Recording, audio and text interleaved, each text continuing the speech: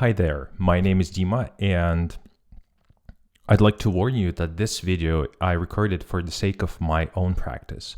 I'm currently working on improving my camera confidence skills and also English skills, because English is not my native language and camera presence is not my native skill or the thing that I'm good at. So I'm not aiming to create this video with great value or fancy, or I'm not going to edit this video. And if you will be able to extract some value for yourself from this video, I will be happy. If not, again, I'm recording this because I want to practice recording myself and talking to a camera and using English for that. So in this video, I am going through different topics. I discuss some things that I discovered about myself, my resistances, maybe difficulties with camera, and also mainly what I do is I go through the highlights that I've made in the book that I'm currently reading, and I just think out loud about the highlighted pieces. So this is what I'm going to be doing now, and let me set up a timer for 30 minutes.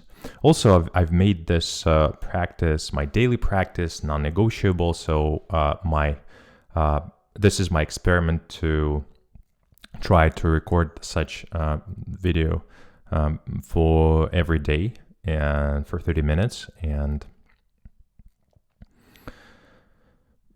that's it. So let's see what I have highlighted next. So the book I'm reading is Tools of Titans. The highlights will be from there. It's by Tim Ferriss. Amazing book. I have hundreds probably of highlights from this book. And I read it on Kindle while the Kindle on the iPad is synchronizing my bookmarks and highlights. It's a little bit frozen. So let's see where I have left the last bookmark. Could you please? Why is it there? Oh, all right. So the last bookmark that I left was in the chapter called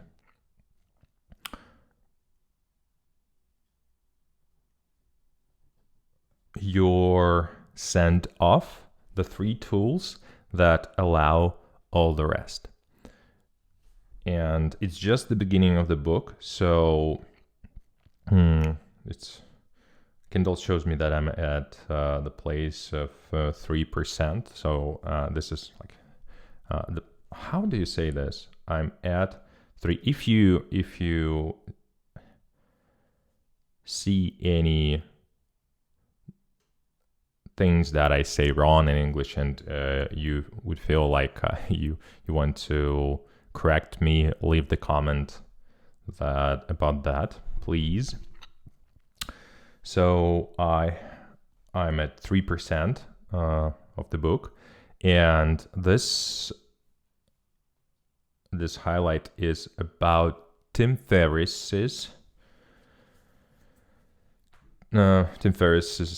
interpretation of the Siddhartha's answers from that monk. So the monk said, "I can think," and Tim Ferriss interprets that as having good rules for decision making and having good questions you can ask yourself and others. And this sentence, this thought, alone is gold. I feel like it's gold. I feel like it is very valuable. Having rules for decision making.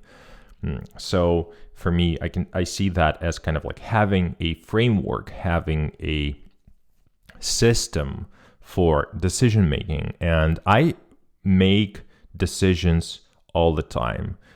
What should I do? What should I eat for my breakfast, for my dinner, for my supper, for my lunch, for my dinner?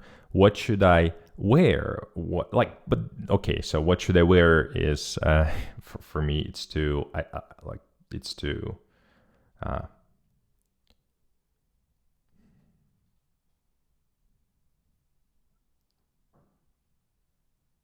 invaluable, or it's too not simple. What's the type? I don't see what should I wear as a problem. So, but still, what should I wear? What should I learn? What project should I take on? What book should I read? Should I exercise or not? Should I go out with this person or not? Should I spend time with this person or not? Should I marry this girl or not? Should I marry this boy probably or not? And so on. So should I quit my job? Should I apply for a job? Should I learn this skill? Should I invest in this thing? And what skills should I learn? So it's that I feel like I'm making decisions all the time. I make decisions all the time. And having good rules for decision making sounds like a very, first of all, obvious thing to have, but a very good thing to have. And I have some rules for decision making, but it's like I've never set on this deliberate journey, or like I've never set myself a goal to find good rules for decision making and then organize them into a system that allows me that I know how to use, that is simple enough for me to use, that I can use, that is practical. So I've never deliberately thought about this. And here, put this way, put in this simple way, having good rules for decision making, I'm so excited. I feel happy about about discovering this way of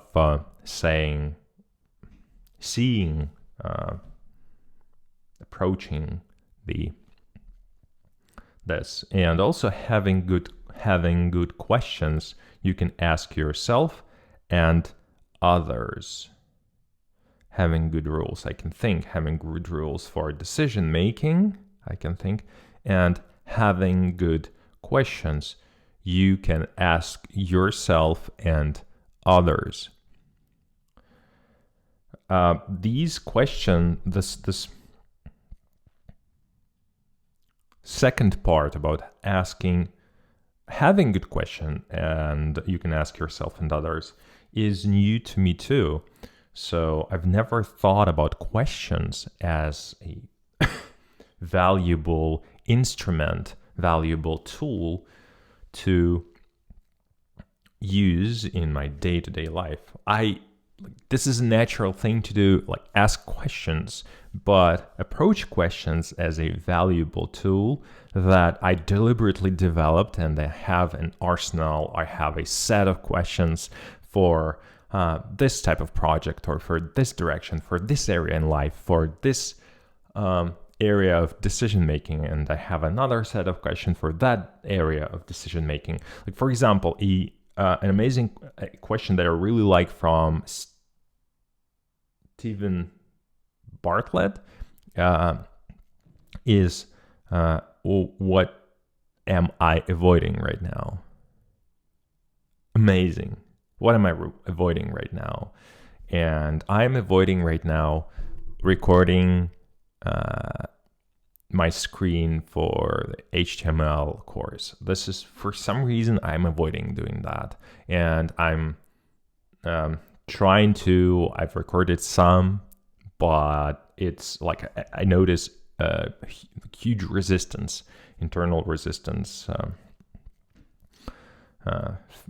that prevents me from doing that. So the second thing is, the second sentence is, I can wait, from the monk. And the interpretation is being able to plan long term, play the long game, and not misallocate your resources.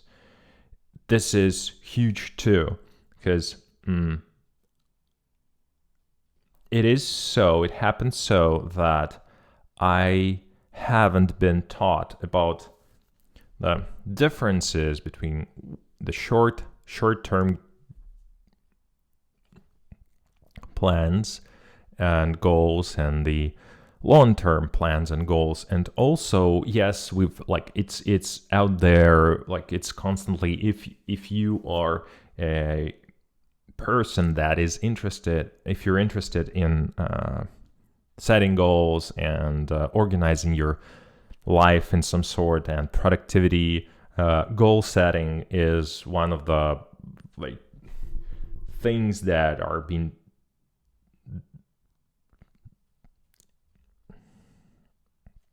talked about ad nauseum.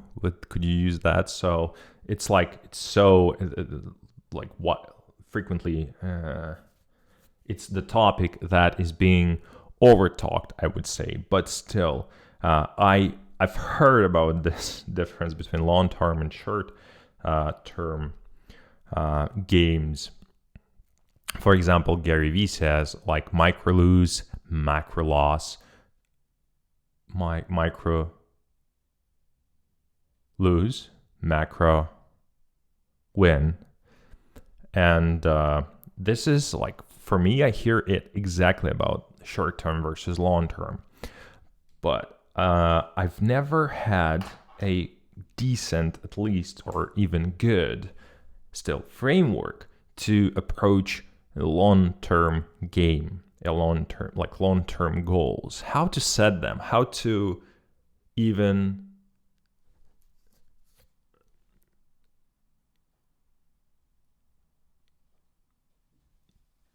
discover a list of potential long-term goals, then how to navigate that list, how to prioritize them or select the ones that I would like to aim for, and which one should I pick up first, and which one should I, so basically like prioritizing this list, and then how should I approach achieving those goals. And as Tim here interprets, like, and not misallocate your resources. How do I not misallocate my resources? What decisions should I make? Which things should I say no to? Which things should I say yes to? And I see this misallocation of resources as, first, rejecting or declining all the activities, or removing all the activities, all the obligations, all the things from my life that are not aligned with my long-term goals, that are not add up to them.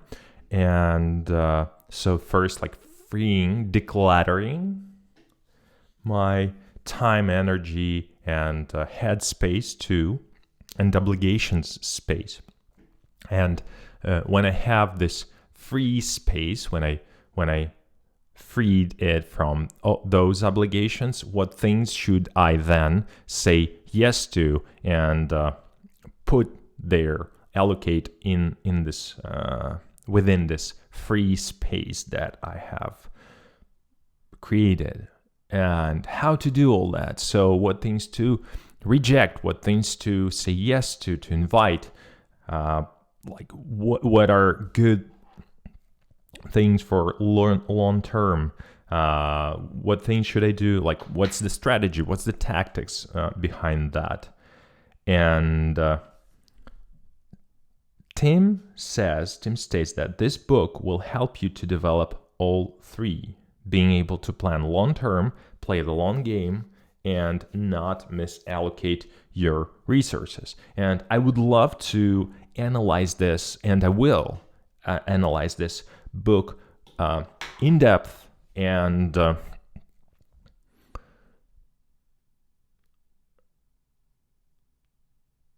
find all the highlights, all the information on that too. So one of the things that I haven't been doing is that when I'm reading a book, okay, I'm reading through the book. I'm if it's a good book, I like it a lot, and I highlight some thoughts, some pieces, parts of the book, and then when I read it, I don't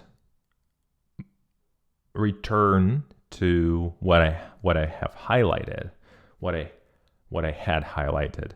To my highlights, I don't then dig deep into those highlights, organize them, find the ways how I can apply, find ways where and how I can apply those highlights, those things that I have discovered in this book that I find particularly interesting and that I found interesting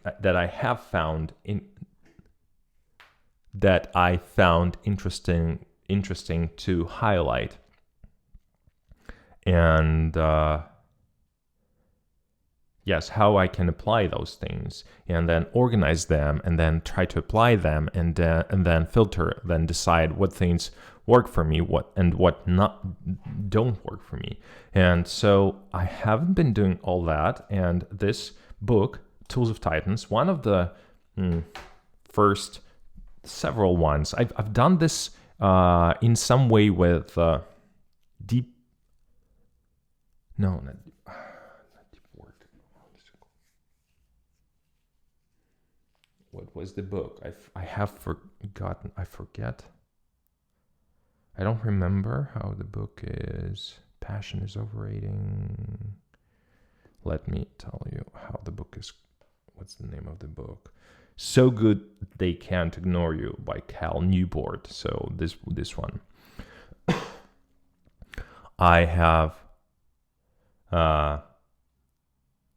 analyzed that book, the highlights of that book, and but I didn't spend enough time in planning how I can apply all those highlights and thinking them through, but then just like trying out them. So this is what I want to do with this book, because it has so many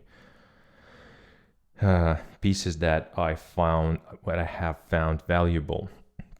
Then the third statement is I can fast, and Tim interprets it as being able to withstand difficulties and disaster, training yourself to be uncommonly resilient and have a high pain tolerance. This is great. This is great too, to some extent. So for me, I have found that I can be resilient to pain. I can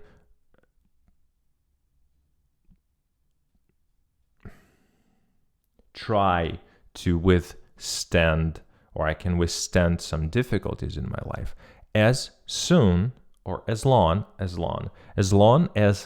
I think that they are worth withstanding. So to just withstand anything, to just suffer needlessly,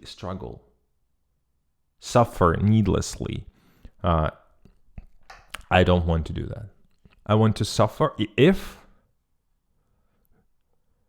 I need to suffer, if there is this situation, there is time in life where like this thing implies suffering, and I for some reason suffer through. So I want to make sure that it's meaningful to me. So the thing is meaningful, valuable, and worth suffering enough so that, and then I will probably have heard that from, I don't remember the exact thought, but it was from Eric Fromm. Who said that the man who has a decent why will find like how to do it, like something like this. And for me right now, it's not about withstanding difficulties or finding ways to withstand difficulties. It's more about meaningfulness of the difficulties that I'm withstanding, and my goals, and to be like alignment with. So for example, if I'm withstanding difficulties, so I don't like how my friends are treating me, and I'm just enduring their misbehavior. So I'm withstanding that. I'm enduring that and not changing anything. This is meaningless suffering. So I would then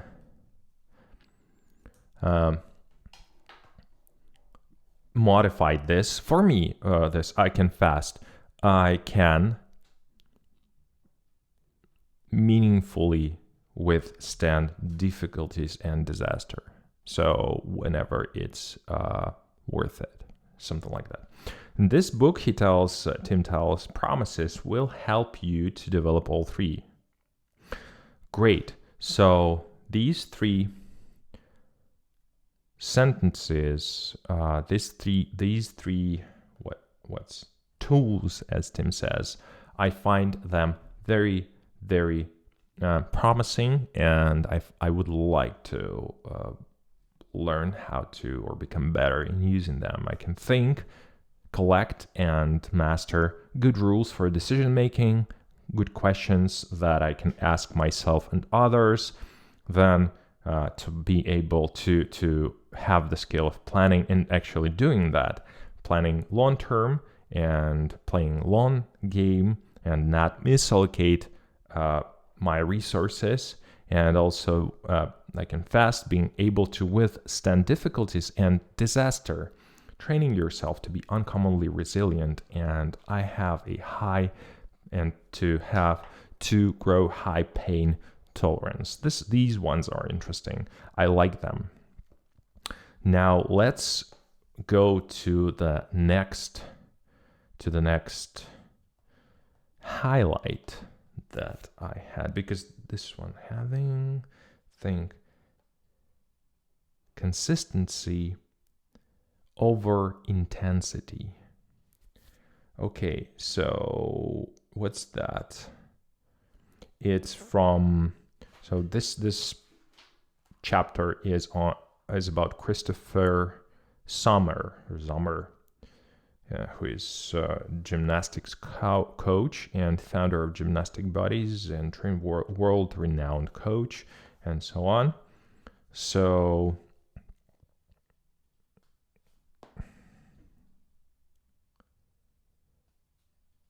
the highlight that I've made is consistency over intensity. And this is where the things are hard for me.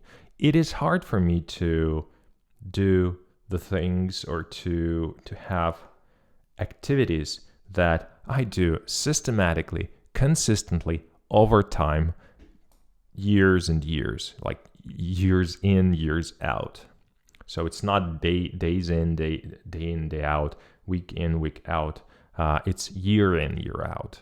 So it's more about like this part, and this is also related to being able to play a long-term game and being able to withstand difficulties, to adjust to them, to find ways to overcome difficulties and to thrive on them. Slow down. Where is the fire? This is Coach's constant reminder that certain adaptations take weeks or months of consistent stimuli. What's stimuli? Okay. Stimuli. If you rush, the reward is injuries. In GST, there are surprising stair steps after long periods of zero progress. Roughly 6 months into doing his hamstring series with minor games, I seemingly doubled my max ranges overnight. This was completely unsurprising to Sommer. How can you tell? Okay, there is. Oh, no. There is this quote, I used to tell my athletes, there are stupid gymnasts and there are old gymnasts, but there are no old stupid gymnasts because the old gymnasts, is it? Gymnasts. Because they are all dead. So consistency over intensity.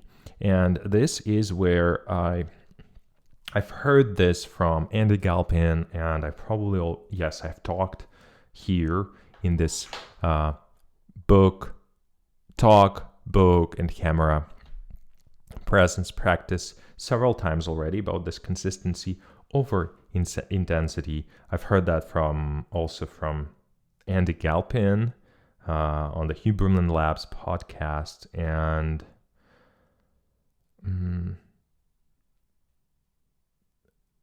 in a different form, consistency beats in a slightly different form. Consistency beats intensity, and this is what I would like to be able to adopt and to accept, probably, that if I want to achieve something worth achieving, it's hundreds or thousands of small steps towards that goal, and almost everything that is worth achieving is a big enough long-term game or goal, and that it will take me a lot of time and a lot of consistent effort to get there. And I better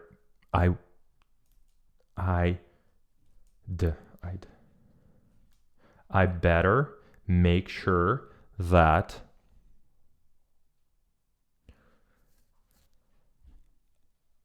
I'm able to sustain systematic, consistent activities towards that long-term goal. And I need to make sure that I'm doing this consistent effort and that I'm not overloading myself with too much of that effort. And this part is, I've heard this from, or I've read this from in several books from several sources, that it is manageable. It becomes more manageable if I decrease the amount of effort to the level that I can do the actions like consistently. I put this effort consistently every day, day in, day out, week in, week out, year in, year out. And that almost guarantees the success eventually. And this is what I'm hoping for with recording these videos, so that I can practice my English, my camera presence, day in, day out, week in, week out, year in, year out, consistently. Consistency over intensity. And that's part number one. Part number two, I'm a software developer. I really love programming and teaching, and now I'm creating I started learning how to create educational content, and this is a long journey, and this is a long-term project, and this is where I would really need this to see this, to apply this approach of consistency over intensity. So it's so that the bar is high enough but low enough too. So like in this sweet spot where I'm making enough of input and putting in enough effort, but still I am not I'm not exhausting myself, that I'm able to restore and the next day continue doing that effort. So that this is a huge point. I don't want to rush over many highlights just for the sake of rushing. I think that if I adopt this, if I adopt the previous point of where I can think, so I have the right framework for rules for decision making and questions to ask myself and others, I can play a long-term game and allocate resources like the right way, and also I can endure difficulties. And then with this combined with this approach rule, that consistency over intensity, so it's just like, there is this saying in Russian, in Ukrainian, but I'm not sure whether there is one in English. So it's something like the water sharpens the stone with time. So it's just like with years or decades of washing the stone, like the water, which is really soft, and it sharpens the stone. Yes, but that's it. The timer is done, and I need to go to another things for today. So it was nice spending time here talking. Thank you, and I'll thank me too, and I'll see you tomorrow.